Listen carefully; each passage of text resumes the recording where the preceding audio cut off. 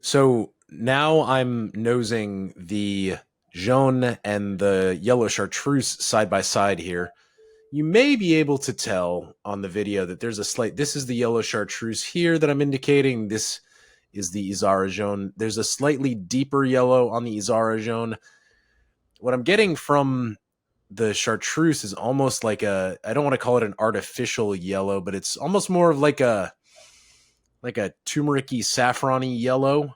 Um, very, very bright, and it has some like high raisiny dusty notes that you would that we all know and are familiar with from the yellow Mm. chartreuse. But then once I get to the Izarra, it's it's a very different aroma. It's softer, it's rounder. It feels almost more homespun. It feels like something I would drink at home as opposed to in a fancy cocktail bar.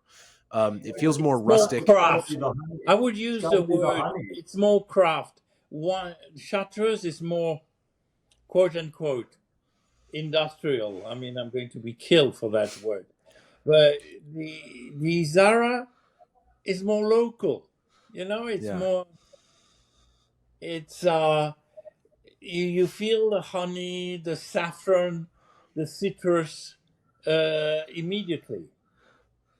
Yeah, Yeah, to me, it's got some gingerbread, the citrus. It's gingerbread's a great, great. Cinnamon, coriander. Um,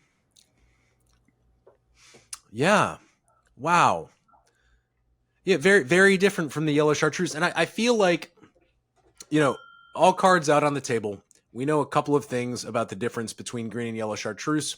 Three of them are important to me. One is the proof difference, 55% versus 40 at the yellow chartreuse. One of them is the distillate base that goes into it. The green chartreuse is a sugar beet base versus the yellow chartreuse having the distilled grape base. So there's another difference between the two. Um, but I think the big difference is people respect green chartreuse in a way that they don't respect yellow chartreuse. Yellow chartreuse is only featured in a couple of cocktails and only in the amount of maybe a quarter to a half an ounce. Whereas you're going 3/4 of an ounce to an ounce of the green in any of like the last word format drinks. So it's always sort of a second class citizen. But I think when you put the green and the yellow Izarra side by side, it's more of a it's more of a conversation between the two. It's like, well, this one's more of your medicinal, and this one is more of your sort of like winter. It just seems like they represent different seasons and different functions rather than one being drastically more interesting than the other. I don't know if that makes any sense. Yeah, no, I totally agree. Interesting too, Eric, is because as a little company, we rarely get a picture into a marketplace the size of the U.S. immediately. Usually it comes in little increments, and because our products will sell better in certain pockets. Um, for people that know the product or have traveled and want a product that we import or something. But this, because it went national, and it's interesting, without throwing companies out there that are carrying it nationally. Um, in some stores, the allocation was more yellow than green. So Wow.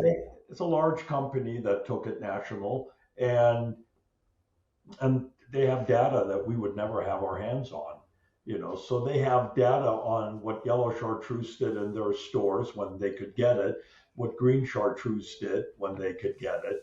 And so, it's made it hard for us to know what to order. The first shipment was 50-50 because that's what you do.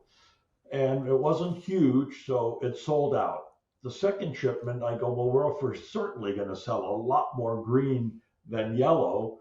And we've been selling, I basically did, I think 60% green, 40% yellow. We've still been selling almost 50-50.